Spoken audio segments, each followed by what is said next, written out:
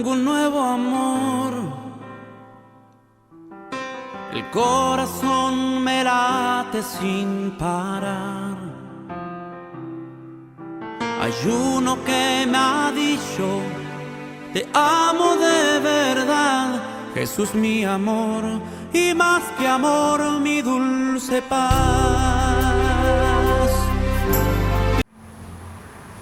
Un saludo muy cordial para todos, bienvenidos a este encuentro de formación. Quiero estar con ustedes, aunque sea a través de los medios de comunicación. La virtualidad ha llegado para quedarse y es una posibilidad estupenda la que tenemos de encontrarnos, aunque no presencialmente, sí vinculados desde el corazón.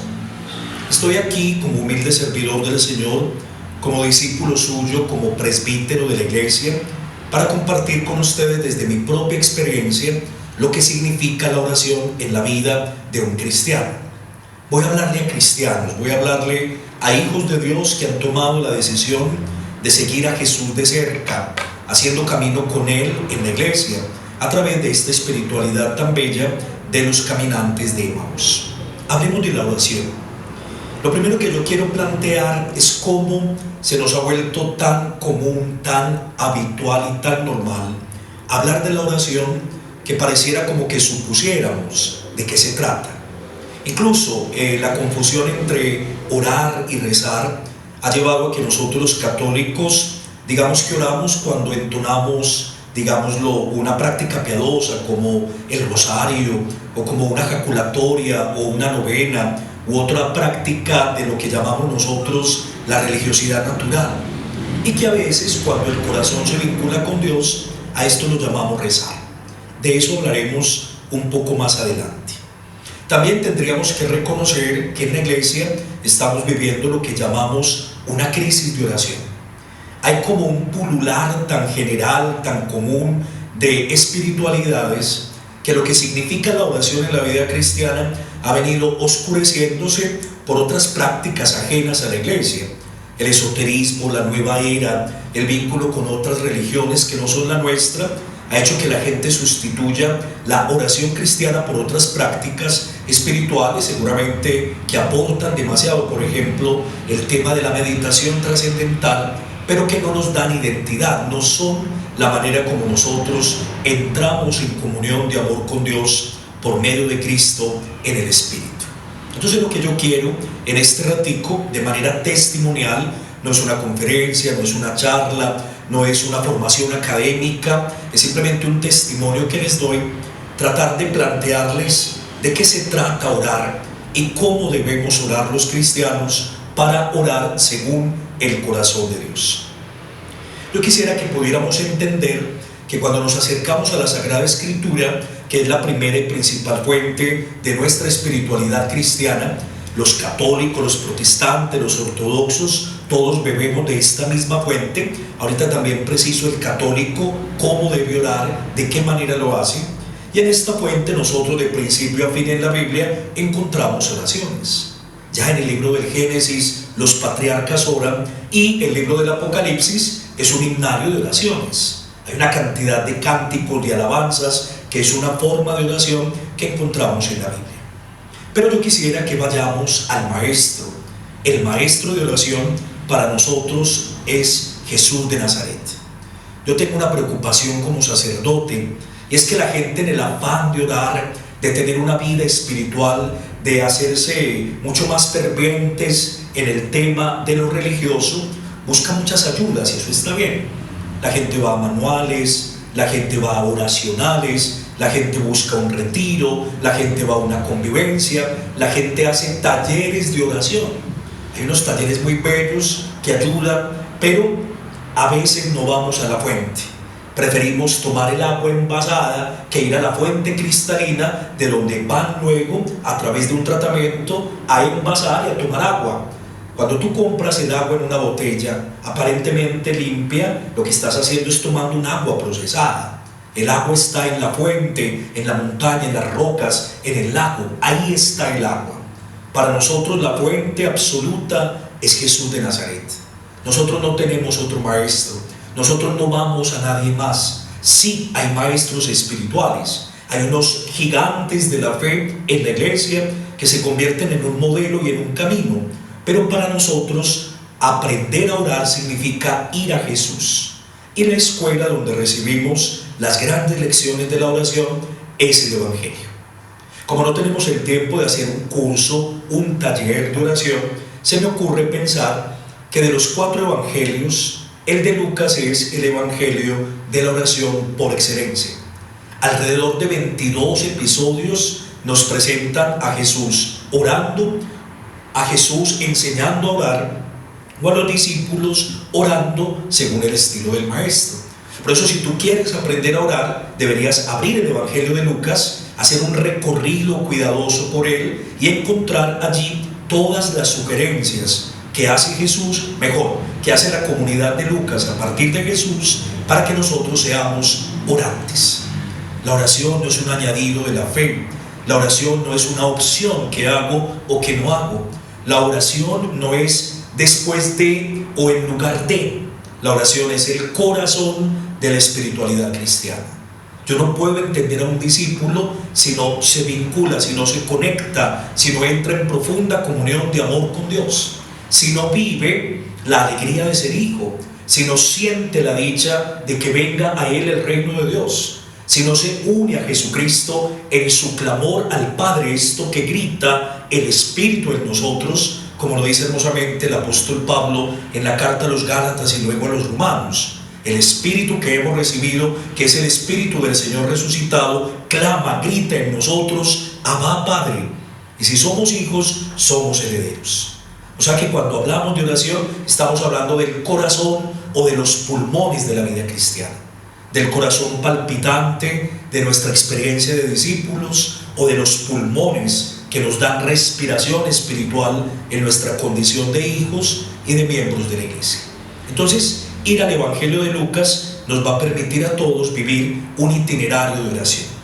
Yo quisiera que pudiéramos entonces, a partir de Lucas, decir como 3 elementos, y luego les voy a leer un episodio donde yo veo que de manera práctica podemos aprender a orar. Lo primero que nos dirá Jesús, mejor, lo primero que nos mostrará Jesús cuando de orar se trata, es que la persona que quiera orar tiene que tener por punto de partida en esta experiencia la certeza de que Dios es Padre, fundamentalmente Padre y nada más que Padre. O sea que yo, ¿para qué oro? Yo oro para sentirme hijo y para entrar en comunión de amor con el Padre, para poder vivir la paternidad de Dios como la vivió Jesús, como un acontecimiento, como una realidad, como un suceso. La oración es simplemente el cumplimiento mecánico de una prescripción, de una obligación, de algo que aprendí tradicionalmente como católico. No, la oración es volver a vivir la experiencia de Jesús, que se sentía hijo y que no tenía sino que entrar en relación con él. Es muy lindo porque Lucas nos presenta a Jesús orando en la noche o madrugando muy temprano antes de que salga el sol, retirándose a un lugar apartado para poder vivir la oración. Jesús busca a Dios en la noche a través de la oración, y luego Jesús encuentra a Dios cuando trabaja incansablemente por su reino. Hay un vínculo, hay una conexión, hay una profunda comunión con Dios, a quien se siente Padre. Por eso es que la oración modelo, que es un programa, no es una, digámoslo, una fórmula, sino un camino de oración que llamamos el Padre Nuestro, arranca con ese grito, Padre. Si lo leemos en la versión de Lucas, que es posiblemente la más original de todas, allí Jesús dice Padre, no dice nuestro. La palabra nuestro la añade San Mateo, pero es un grito, es una exclamación, es casi como el balbuceo emocionado de un niño frente a su papá. Y eso es lo que nosotros hacemos cuando oramos. Y Jesús insiste una y otra vez: no se puede orar si no sé que Dios es Padre, si no siento a Dios como Padre, si no quiero reavivar en mí la paternidad de Dios y, por supuesto, lo que me hace hijo, por supuesto. Esto lo digo porque a veces nuestra relación con Dios es fría, es distante, es una relación donde a Dios le decimos todopoderoso, eterno, con una cantidad de apelativos y de atributos que ni siquiera son los que vemos en la vida de Jesús. Claro, yo puedo llamar a Dios omnipotente, eterno, todopoderoso, pero son calificativos demasiado fríos. Jesús nos enseña que a Dios se le llama Padre, que uno se siente hijo y que lo que hago cuando oro es avivar la certeza de esta paternidad. Lo segundo que insiste Jesús en el Evangelio es que cuando oro tiene que haber espontaneidad. Jesús de muchas maneras nos insiste en que lo que tenemos que hacer cuando oramos es abrir el corazón y dejar que el corazón deje aflorar los sentimientos. Por eso cuando yo oro puedo alabar, puedo bendecir, puedo agradecer. Por eso cuando oro puedo expresar la necesidad que tengo de perdón y reconciliación. O cuando oro yo puedo gritar lleno de confianza mi angustia, mi tristeza, mi dolor, mi frustración, lo que necesito. Incluso el lamento es una forma de oración. Cuando el hombre todo lo ha perdido, cuando el hombre conoce los límites, cuando todo se le ha arrebatado, lo único que le queda es un lamento, y el lamento es una forma preciosa de oración. Cada uno de nosotros puede expresarle a Dios, hablarle a Dios, porque partimos del primer presupuesto. Si Él es Padre de amor infinito, si Dios es misterio de amor donado, si Dios no sabe sino amar y perdonar, pues obviamente mi relación con Él solo puede estar en la confianza. Y yo desde la confianza puedo suplicar, puedo pedir, puedo agradecer, puedo alabar, puedo adorar. Lo que mi corazón haga brotar, Dios lo acoge, porque esto es lo que Dios desea cuando yo oro. Y lo tercero, que es muy importante en el Evangelio de Lucas, cuando yo me vinculo en términos de confianza con Dios, cuando yo me siento como un niño pequeño en brazos de su padre o de su madre, cuando yo puedo descargar mi vida en los brazos paterno-maternos de Dios, entonces también, dice Jesús, hay que aprender a pedir. Es una de las cosas más complicadas cuando uno habla de la oración. ¿Y yo qué le pido a Dios? La gente le dice a uno con mucha espontaneidad: Padre, ¿y yo qué le digo? ¿Y yo cómo le hablo? Porque venimos de una tradición religiosa donde lo único que hacíamos que era rezar, repetir o decir una verborrea que nadie entiende, ni siquiera Dios yo creo que comprende lo que yo le quiero decir con esas repeticiones, digo yo, casi asfixiadas. Rezar es muy bello, porque rezar apunta tal vez a la repetición de unas frases, de unas expresiones, pero si no se pone el corazón, si no se vive la alegría de la filiación, esa oración no tendrá sentido. Será simplemente, como dice Jesús, una persona que por mucho hablar cree que será escuchada, cuando el Padre sabe lo que necesitamos antes que se lo pidamos. Entonces, ¿qué pedir? ¿Será que la oración es para conmover a Dios? ¿Será que la oración es para informar a Dios? Yo necesito que Dios se dé cuenta de algo cuando rezo. Por ejemplo, yo tengo una necesidad, tengo un enfermo en casa y yo quiero orar. Yo necesito contarle a Dios que tengo un enfermo. ¿No será que Dios ya sabe antes que yo que esta persona sufre y Dios sufre con él o con ella?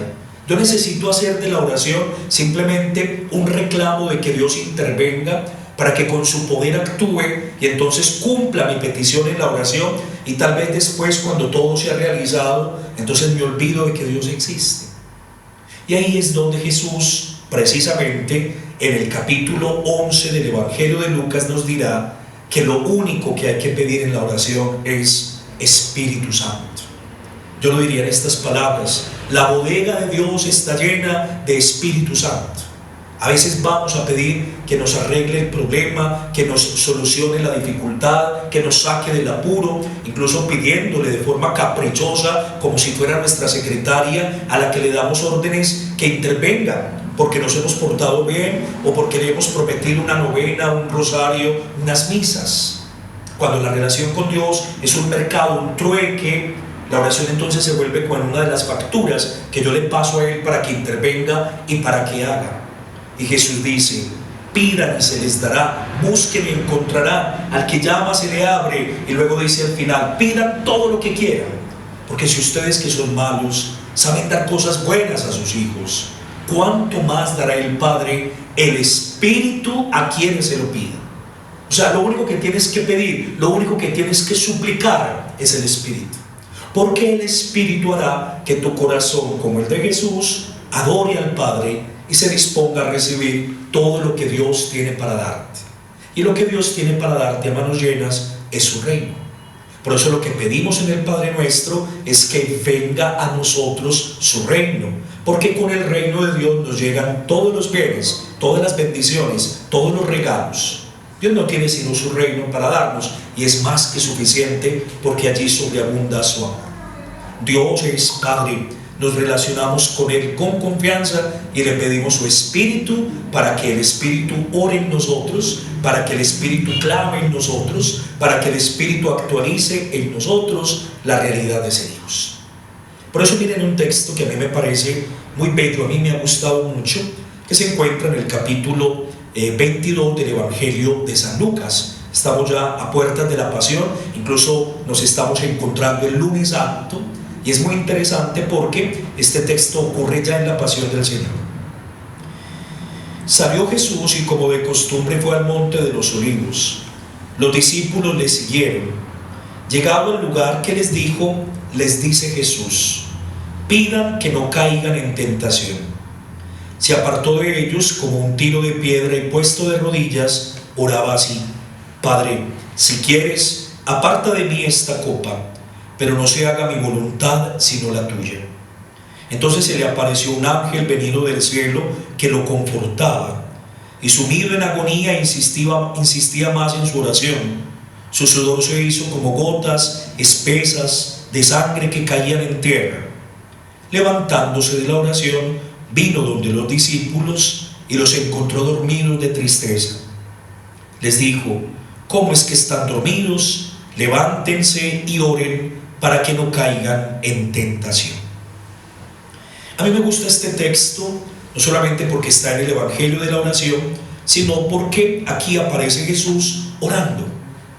Y miren algunos detalles preciosos. Jesús está viviendo el momento más dramático de su vida. Acaba de cenar con los discípulos, hay traición en el grupo, Él ha anunciado que todos huirán y lo abandonarán. Ya seguramente Judas viene con las autoridades para prenderlo. Jesús es consciente de lo que está ocurriendo. Y en el momento más difícil de su vida, Jesús ora. En medio de la angustia, de la tristeza, del dolor, de las preguntas que aparentemente no tienen respuesta, Jesús ora. La única posibilidad que tiene es el Padre. Por eso acude al Padre, por eso quiere que el Padre lo acompañe en este momento. Ahí es donde uno entiende que en el contexto de su vida, por dramático que sea, la oración se convierte en consuelo. Segundo elemento, Jesús se pone de rodillas, tiene incluso una actitud física. Estar de rodillas implica que hay confianza, que se somete a la voluntad del Padre, que adora al Padre, que se siente pequeño delante del Padre y le dice: Padre, como lo hemos aprendido. Si Jesús le decía a los discípulos: cuando oren digan Padre, pues no puede haber otra alternativa que llamarlo de esta manera. ¿Y por qué ora Jesús? Seguramente la pregunta es: ¿y si es Dios, por qué ora? Pues ora porque necesita vivir su intimidad, su comunión, su familiaridad con Dios. Necesita en este momento difícil este encuentro con el Abba. Él ha sido la razón de ser de su vida, por Él está incluso entregándose a la pasión, y Él es el que le va a permitir comprender su salvación, la que viene por su entrega en la cruz. ¿Qué le pide Jesús al Padre? Que se haga su voluntad, no la nuestra. Por eso es que la perfecta oración es el Padre Nuestro. Por eso es que oramos, y solamente puede orar bien el que su plegaria la mente en el Padre Nuestro le cabe. Eso siempre se lo digo yo a la gente: Padre, ¿qué le puedo pedir a Dios? Si lo que pides cabe en el Padre Nuestro, es una oración según Jesús y por lo tanto según el querer de Dios. Y el último detalle que comento, me gusta por eso la versión que trae Lucas, es que es el único de los 4 evangelistas que nos dice que un ángel lo consolaba. La figura del ángel es Dios mismo, que viene y que se acerca, que responde. La oración no es un grito en el vacío, la oración siempre es escuchada. Y a través del ángel, es decir, a través de mediaciones y de mediadores, el Señor se encarga de responder. ¿Y cómo responde Dios? Estando. No siempre hará lo que pedimos, porque no siempre lo que pedimos es según el reino de Dios. Pero Dios siempre estará, y su presencia portadora de sentido nos anima, nos fortalece, y por eso la oración es para descubrir esta presencia junto a nosotros. Aquí tenemos entonces unas pistas que he querido compartirles. Seguramente habrá mucha tela para cortar porque es un tema de nunca acabar, pero qué lindo que tú, a la manera de Jesús, entiendas, sientas, vivas que Dios es tu Padre, que te ama inmensamente y que Dios está a la distancia de una oración. Muchas gracias. Buenas noches, hermanos. Estamos con la grata compañía del Padre Diego Bedoya en un tema súper especial, súper hermoso, súper lindo: amando a Dios a través de la oración. Estamos aquí desde un auditorio de la Iglesia del Perpetuo Socorro con la asesoría del Padre, que nos va a responder ciertas inquietudes, ciertas preguntas, ciertos temores, ciertas dudas que tenemos con referente a la oración. Padre, bueno, yo quería preguntarle, usted lo mencionó al principio cuando inició la charla y habló un poco sobre la nueva era y este tema de la meditación, y una vez buscando cómo hacer una oración más profunda con Dios, se puede ir metiendo en esta área como la meditación, tratando de estar más concentrado. Quisiera que usted me aclarara un poquito sobre el tema. Miller y todos los servidores de Emaús, una pregunta muy interesante. Lo primero es siempre tener clara la identidad de la oración cristiana. Nuestra oración es al Padre, por el Hijo, en el Espíritu Santo, en profunda comunión eclesial. Cuando eso está claro, no hay peligro de que al mirar otras espiritualidades, otras formas de oración, podamos aprender y valorar lo bueno, lo bello y lo verdadero que tenga. Si tú, sabiendo cómo oras como cristiano, viviendo tu oración cristiana, puedes aprovechar elementos, por ejemplo, del budismo, del mundo musulmán, de algún tipo de espiritualidad oriental, tú eres capaz de hacer el filtro y de poder adaptar a tu oración cristiana esos elementos. Ahora, yo creo que lo tenemos todo en la iglesia, que no necesitamos ir a otro lugar o a otras experiencias o a otras espiritualidades, que aquí en la iglesia tenemos todos los elementos suficientes para una oración según Cristo. Ahora te hago una sugerencia y a todos también se las hago. Hay un pequeño documento del Vaticano que se llama Jesús, el agua viva, donde se toca precisamente el asunto de la nueva era y la meditación para la oración cristiana. Eso lo pueden consultar y seguramente ustedes allí encontrarán algunas pistas. Todo lo tenemos en la iglesia, pero podemos aprovechar algunos elementos siempre y cuando nuestra identidad esté clara. Padre, buenas noches. Mi nombre es Jorge Góez. Quería preguntarle o que nos cuente más bien de la experiencia de dos santos que se hicieron santos a través de la oración, a través de esa relación íntima con Dios. Jorge y hermanos todos, tu pregunta es muy bella porque yo diría, no hay un solo santo que no haya vivido su relación en la oración, que no haya experimentado el amor de Dios sino a base, a punta de oración. Pero yo creo que hay dos Teresas que definitivamente se hicieron santas en la oración, la contemplación, la meditación. Hablo de Teresa de Jesús y hablo de Teresa de Calcuta. Teresa de Jesús, una mística, una mujer que fue capaz de entender la vida como contemplación, y en las sugerencias que ella hace en las moradas, lo que hace es un camino espiritual, un camino de oración. Una monja de clausura, una mujer de Dios que hace de la oración su estilo de vida. Y Teresa de Calcuta tiene algo muy especial, es que durante muchos años ella vivió lo que llamamos la aridez espiritual. Es decir, ella iba a la capilla con sus hermanas, no sentía nada, no pasaba nada, sin embargo, siempre hizo presencia, siempre estuvo, porque aprendió a que también esa aridez espiritual, ese desierto de su vida, la hizo grande en la oración.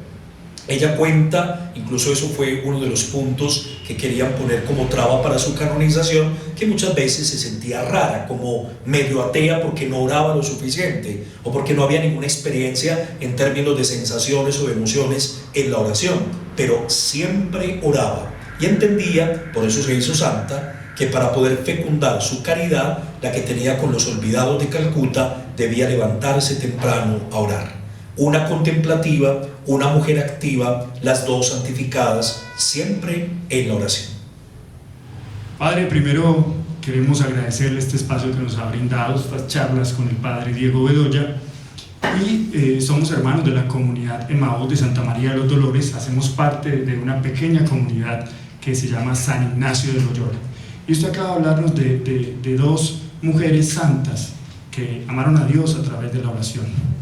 Nos gustaría saber o conocer algo sobre nuestro santo, San Ignacio de Loyola, su experiencia en Manresa, sus ejercicios espirituales, ese legado que él dejó y la relación de todo ello con la oración. Mira, hay algo muy importante y esto les conviene a todos.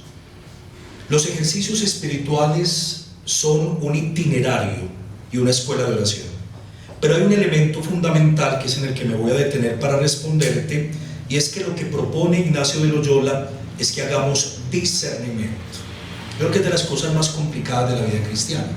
El objetivo último de los ejercicios espirituales ignacianos es lograr el discernimiento. Es decir, poder descubrir qué quiere Dios para nosotros y cómo entrar en comunión con el proyecto que Dios tiene. Discernir la voluntad de Dios era lo que hacía Jesús. O sea, Jesús es un hombre de discernimiento profundo. Entonces, más que proponer cómo orar, lo que hace Ignacio de Loyola es cómo lograr a través de la oración y la meditación el discernimiento, que es el camino expedito de la santidad. Padre Diego, agradecido con Dios y con usted que nos dé la oportunidad de compartir, de conocerlo ante todo, de ver de viva voz el don que Dios le regaló. Padre, hace muchos años me rondaba en la cabeza esta pregunta: ¿dónde y cuándo es el mejor momento para orar, para comunicarme con Dios? Hay algo muy importante, y es que también los espacios en términos de lugar, los tiempos para la oración posibilitan lo que tú llamas comunicación, que es otra manera de entender la oración. Es muy importante siempre la serenidad y el silencio, pero cada persona o cada comunidad, porque también se ora en comunidad, tiene que discernir, de lo que hablábamos en otra pregunta, cuál es el mejor lugar y cuál es el mejor tiempo. Por ejemplo, para muchas personas un templo con el sagrario es el mejor lugar para orar. Una capilla del Santísimo es el mejor lugar para orar. Pero hay otros que podemos orar mejor, por ejemplo, conduciendo, o podemos orar mejor caminando, o podemos orar mejor con la naturaleza. Para mí, más que lugares y tiempos, de lo que se trata es de la actitud interior que me dé serenidad y que a través del tiempo dedicado yo ore con calidad. Porque yo puedo orar 3 horas donde no hubo ninguna comunicación, y puedo tener simplemente 2 pensamientos desde el corazón, desde el mismo latido del corazón que dice cuánto ama a Dios, y se vuelve más intenso que las otras 3 horas. Buscar la serenidad, buscar la calma, buscar la paz, buscar momentos que eviten grandes distracciones, y cada uno va diciendo a partir de su propia experiencia: este es el lugar, este es el tiempo, y también en pequeñas comunidades. Ahora, yo termino diciendo, pues siempre va a ser más favorable un ambiente propicio, donde no haya mucho ruido, donde no haya distracciones externas, donde la música ayude, donde el ambiente propicie un signo. Nosotros somos de signos. Orar frente a una imagen, frente a la cruz. Es decir, hay que favorecer, porque la oración implica los sentidos. Somos emocionales, y las emociones también tienen que entrar en la oración. Entonces, serenidad, calma y silencio, pero ambientes propicios para la comunicación con Dios.